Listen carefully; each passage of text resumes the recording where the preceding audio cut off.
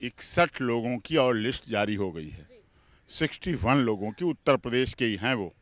अब वो क्या करेंगे? भागेंगे, सरेंडर करेंगे, जेल जाएंगे, उत्तर प्रदेश छोड़ेंगे, भारत छोड़ेंगे, कहाँ मिलेंगे, कहाँ रुकेंगे, ये तो समय बताएगा। आज भी लगभग 20 लोग शिकायतकर्ता, अतीक अहमद अशरफ मारा गया, लेकिन 20 शिकायतकर्ता उत्तर प्रदेश पुलिस के पास खड़े हैं कि हमारी ये प्रॉपर्टी, हमारे ये मामले, हमारे साथ ये हुआ, वो शिकायतकर्ता खड़े। तो वहाँ पर जय श्री राम के नारे लगने से हिंदुत्व की बात आ गई। लोग कहने लगे ये हिंदू, कि उन्होंने उन्हें तरीका बताया जैसे फायर करना और मार देना पूरा, फिर उसके बाद रिवॉल्वर पुलिस की तरफ फेंक देना, हाथ खड़े कर लेना या लेट जाना। उन्होंने सारे काम किए, एकदम लेट गए। कोई मार भी नहीं सकता, कोई गोली भी नहीं चला सकता, और जय श्री राम के नारे भी लगा दिए। इतना जल्दी जल्दी में हुआ। उत्तर प्रदेश सरकार भी सख्ते में आ गई, पुलिस भी सख्ते में आ गई। वो भी अपराधी है। नया एक अपराधी खत्म हुआ, नया अपराधी जन्म लिया।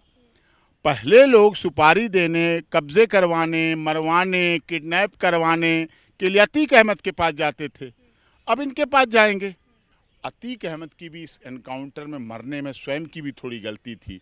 अगर वो मीडिया की तरफ आकर्षित ना होता, अगर गाड़ी से उतरते ही मीडिया को देखा और मीडिया को इशारे से बुलाया, हाथ तो पकड़े हुए थे, हथकड़ी थी, लेकिन बुलाया इशारे से, आ जाओ। तो अभी असद के एनकाउंटर से यहाँ गम में डूबा अतीक अहमद उबरा भी नहीं था। राजनीति ने अपनी जगह बना ली थी। वहीं अतीक अहमद लगातार ये बात कह रहा था कि योगी सरकार ने उनके परिवार को मिट्टी में मिला दिया, लेकिन अगले ही पल क्या होता है, यहाँ मेडिकल के लिए वो जाता है और दूसरे ही पल वहाँ 3 बदमाश गोलियों से अतीक और अशरफ को भून देते हैं और जिसके बाद उनकी हत्या हो जाती है। सवालिया निशान यहाँ पे खड़ा होता है योगी सरकार की कानून व्यवस्था पर। सरकार पे सवाल इसलिए क्योंकि यही योगी सरकार बातें कहती है कि कानून सबसे बढ़िया ये उत्तर प्रदेश में है। हालांकि इस बीच तमाम तरीके के सवाल भी उठे। ओवैसी साहब, अखिलेश साहब, यहाँ पे लगातार राजनीति भी होने लगी है। इसी बीच हमारे साथ बातचीत करने के लिए सुप्रीम कोर्ट के senior advocate AP Singh ji हैं। आपका सबसे पहले तो बहुत बहुत स्वागत है। इस पूरे प्रकरण को आप कैसे देखते हैं?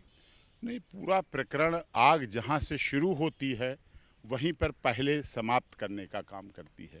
इसीलिए लोगों को आग से बचना चाहिए। तबाही वहीं करती है सबसे पहले जहां शुरू होती है। वही अतीक अहमद के केस में भी हुआ। 40 वर्ष के क्राइम का इतिहास रहा, 100 से अधिक केसों का बुलंदा रहा, किसी केस में कन्विक्शन नहीं हुई। रिकॉर्ड रहा इस बात का। जब कन्विक्शन शुरू हुई तो फिर एमराज ने भी ऊपर से झंडा हटा दिया कि नहीं साहब, अब तो हम रुकने नहीं देंगे। यही हुआ उनके साथ। ह्यूमन राइट्स का वायलेशन हुआ, सरकार का फेलर रहा, उत्तर प्रदेश पुलिस का फेलर रहा। और सबसे बड़ी बात, अब इस घटना के बाद लोगों में इस बात की चर्चा हो गई कि क्या अब लोग न्याय पाने के लिए अपराधियों के पास जाएंगे, उनके पास जाएंगे। अतीक अहमद जैसे बड़े गैंगस्टर को, माफिया को, सांसद रहा, 5 बार विधायक रहा, राजनीतिक दलों का वरदहस्त रहा, मदरसा प्रकरण जैसे घृणित अपराध के आरोप भी लगे, बच्चियों के अपराध के आरोप भी लगे, जिनसे तो उसे बिल्कुल ही बचना चाहिए था, लेकिन नहीं बच पाया, छूता नहीं रह पाया। आज भी लगभग 20 लोग शिकायतकर्ता, अतीक अहमद अशरफ मारा गया, लेकिन 20 शिकायतकर्ता उत्तर प्रदेश पुलिस के पास खड़े हैं कि हमारी ये प्रॉपर्टी, हमारे ये मामले, हमारे साथ ये हुआ, वो शिकायतकर्ता खड़े। उनके लिए उत्तर प्रदेश पुलिस अलग से काम कर रही है। ये सब होने के बावजूद लोगों का भरोसा अब क्रिमिनल पर बढ़ने लगा है। लोग चाहते हैं जस्टिस एट हैंड। पुलिस हमें बहुत दिनों बाद न्याय देगी। FIR कराने का कोई फायदा नहीं, अदालत समय वर्षों वर्ष लग जाएंगे, हमें मुकदमा डालने का कोई फायदा नहीं। ये देश के लिए गलत है। दूसरी बात जो उस घटना में हुई, पत्रकारिता के महत्व को भी खराब किया गया। अब कोई व्यक्ति किसी तरह से साधारण रूप से भी चला जाएगा मारने के लिए, मतलब लोगों को नया क्राइम करने का तरीका मिल गया, एक नया ऑप्शन मिल गया कि डरो मत, आप कहीं भी जा सकते हो। चाय वाला बन के, चूड़ी वाला बन के, पेन बेचने वाला बन के, रूमाल बेचने वाला बन के, बैग बेचने वाला बन के, चश्मे बेचने वाला बन के, घड़ी बेचने वाला, कुछ घड़ियाँ लो और पहुंच जाओ और रिवॉल्वर साथ में रखो, 85,000, 8-9 लाख का, 10 लाख का, और जाके काम कर दो। तो ऐसी चीज़ें जो होने लगी हैं वो देश के लिए गलत हैं, न्यायिक व्यवस्था के लिए गलत हैं, न्यायिक सिस्टम के लिए गलत हैं। दूसरा प्रकरण क्या हुआ, अपराध और अपराधी का धार्मिककरण हो गया। लोगों ने वहां हत्या करने वालों ने जय श्री राम के नारे लगा दिए। अब मुस्लिम आप अपराधी को धर्म से क्यों जोड़ रहे हैं?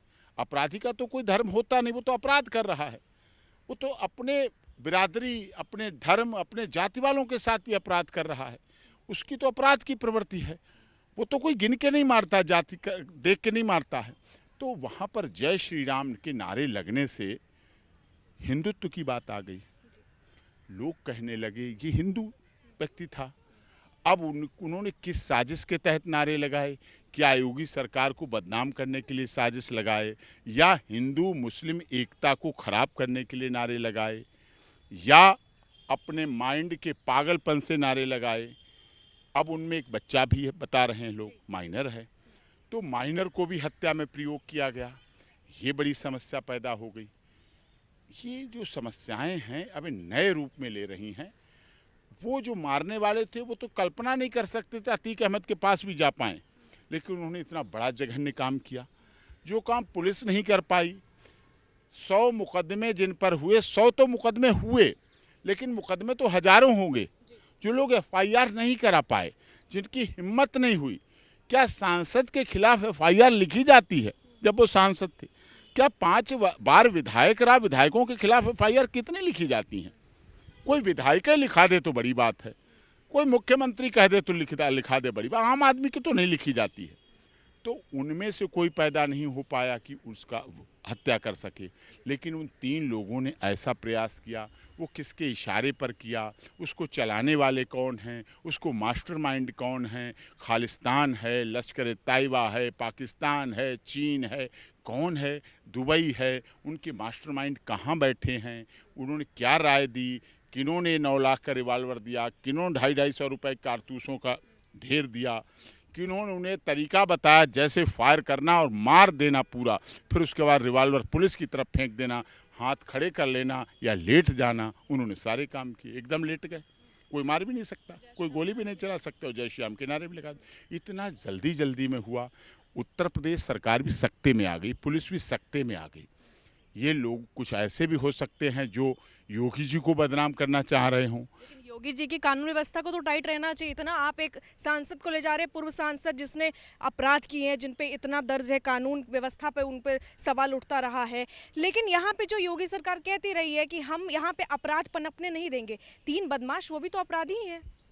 वो भी अपराधी है। नया एक अपराधी खत्म हुआ, नया अपराधी जन्म लिया। पहले लोग सुपारी देने, कब्जे करवाने, मरवाने, किडनैप करवाने के लिए अतीक अहमद के पास जाते थे। अब इनके पास जाएंगे, इनके पास जाएंगे तो जय श्री राम का नारा लगाएंगे। जय श्री राम बोलो, बताओ कब करना है काम, कितने पैसों में करना है काम, कितनी देनी है सुपारी, किसका है नाम, ये भी बात आएगी। तो जब ऐसी बातें आएंगी तो अपराध तो बढ़ा, और अपराध बढ़ना नहीं चाहिए। अपराध, लॉ एंड ऑर्डर घटना चाहिए। हर मुख्यमंत्री चाहता है कि उसके राज्य में अपराध घटे, अपराधियों की संख्या कम हो, लॉ एंड ऑर्डर बने। अखिलेश जी भी चाहते रहे, माननीय मुलायम सिंह जी भी चाहते रहे, आदरणीय कल्याण सिंह भी जी चाहते रहे, बहन मायावती जी भी चाहती रहीं। लेकिन मायावती जी के साथ भी गेस्ट हाउस कांड हुआ। तो कहीं ना कहीं आपराधिक प्रवृत्ति है, उस पर नियंत्रण लगना चाहिए, लॉ एंड ऑर्डर बनना चाहिए, पुलिस की मुस्तैदी करनी चाहिए। अतीक अहमद की भी इस एनकाउंटर में मरने में स्वयं की भी थोड़ी गलती थी। अगर वो मीडिया की तरफ आकर्षित ना होता, अगर गाड़ी से उतरते ही मीडिया को देखा और मीडिया को इशारे से बुलाया, हाथ तो पकड़े हुए थे, हथकड़ी थी, लेकिन बुलाया इशारे से, आ जाओ, तो मीडिया को बुलाया, मेन मीडिया भी बढ़ी और नकली मीडिया भी बढ़ी, हत्यारे भी बढ़ गए उसकी तरफ और हत्या हो गई। इस बीच तो कानून उसके साथ थे ना, वहाँ पे पुलिसकर्मी थे 17-18, वो क्या सो रहे थे? उन्हें तो समझ में आना चाहिए। सो नहीं रहे थे। जब गोली चलती है ना मैडम, तब सोता कोई नहीं है। अपनी जान बचाते हैं। लोग कहते हैं ना, शेर सुनने में मज़ा आता है, शेर सुनाने में मज़ा आता है, और जब शेर जंगल में सामने आ जाए ना तो फिर भागने में मज़ा आता है। योगी सरकार क्यों दावे करती है कि हमारी कानून व्यवस्था के सामने कोई नहीं है और कोई भी टिक भी नहीं? उनको बाई चांस ऐसा मौका मिल गया है कि एक बड़े अपराधी को एक छोटे अपराधी ने मार दिया और छोटा अपराधी भी पकड़ में आ गया। अगर ये अपराधी पकड़ में ना आते, उनके लिए बड़ी समस्या थी। जस्टिफाई नहीं होता। वेपन ऑफ ऑफेंस, अगर वेपन ऑफ ऑफेंस बरामद ना होता तो भी समस्या थी। अगर ये भाग जाते तो भी बरामद, अगर ये भाग जाते, गोली भी चलती और ये गाड़ी में घुस जाते, गाड़ी भाग जाती, मोटरसाइकिल भाग जाती लेके, तब भी बड़ी समस्या रहती। अब उनके लिए थोड़ी समस्या हल्की हो गई। जैसे आपने अखिलेश यादव का जिक्र किया, वो तो सीधे तौर पे कह रहे हैं कि योगी सरकार की ये जो सबसे बड़ी नाकामी है, हालांकि बिहार से मैं तेजस्वी यादव का भी नाम लूंगी, उन्होंने अतीक जी का संबोधन किया, नीतीश कुमार भी कह रहे थे कि व्यवस्था सही नहीं है। हालांकि कानून भी यही कहता है कि कानून को अपना काम करने दे, इस तरीके से अपराधी काम नहीं कर सकता। वहीं इस्तीफे की मांग की गई। ओवैसी साहब लगातार इस प्रकरण में सामने आकर बोल रहे हैं कि योगी सरकार को इस्तीफा दे देना चाहिए। हालांकि आज ही योगी सरकार ये वापस कह रही है इस कांड के बाद कि अपराधियों के बीच डर, खौफ पैदा हो गया है। अभी 61 लोगों की और लिस्ट जारी हो गई है। 61 लोगों की, उत्तर प्रदेश के ही हैं वो। अब वो क्या करेंगे? भागेंगे, सरेंडर करेंगे, जेल जाएंगे, उत्तर प्रदेश छोड़ेंगे, भारत छोड़ेंगे, कहाँ मिलेंगे, कहाँ रुकेंगे, ये तो समय बताएगा। लेकिन पुलिस का काम है लॉ एंड ऑर्डर मेंटेन करना, जंगल राज को ख़त्म करना, अपनी पुलिस को मुस्तैद करना। लेकिन राजनीति में जो अपराधीकरण बढ़ रहा है, उसके लिए भी ऐसे ही बयान जिम्मेदार हैं। वोट बैंक की राजनीति करने वाले लोग अपराधियों को शेल्टर देते हैं। अखिलेश यादव जी ने जब टिकट दिया था, तब क्या लिस्ट नहीं देखी थी अतीक अहमद की कि इतनी लंबी लिस्ट है किसी और को? वो फूलपुर संसदीय क्षेत्र से सांसद बने अतीक अहमद।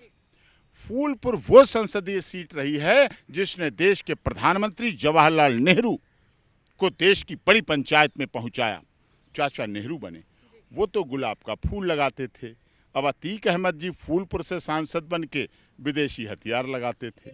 अपराधियों को संसद में और विधानसभा में माननीय कहलवाना, संबोधन है जो माननीय है, इसको खत्म किया जाएगा। इलेक्शन कमीशन ऑफ इंडिया और मोदी सरकार और माननीय सर्वोच्च न्यायालय इस पर बड़ा काम कर रहा है। आप ये राष्ट्र की बात कर रहे हैं, लेकिन उत्तर प्रदेश में तो तानाशाही की बात आ रही है कि उत्तर प्रदेश में योगी सरकार तानाशाही कर रही है। और मेरा सवाल आपसे ये है कि क्या आप ये मानते हैं कि योगी सरकार ने जो काम किया है ये कानून व्यवस्था का सबसे बड़ा फेल्यूर है? ह्यूमन राइट का भी वायलेशन है, ये भी जोड़िए इसमें। जुडिशियल कस्टडी में हत्या हुई, न्यायिक भी है। सुप्रीम कोर्ट में अंडरटेकिंग थी, एश्योरेंस थी कि अतीक अहमद को हम सुरक्षित रखेंगे। हर बार कहा गया, लगातार अतीक अहमद कह रहा, वो कहता रहा, ये भी कहते रहे, बस कस्में वादे प्यार वफा के आधे अधूरे रह गए। एक तीसरा आदमी फायदा उठा गया।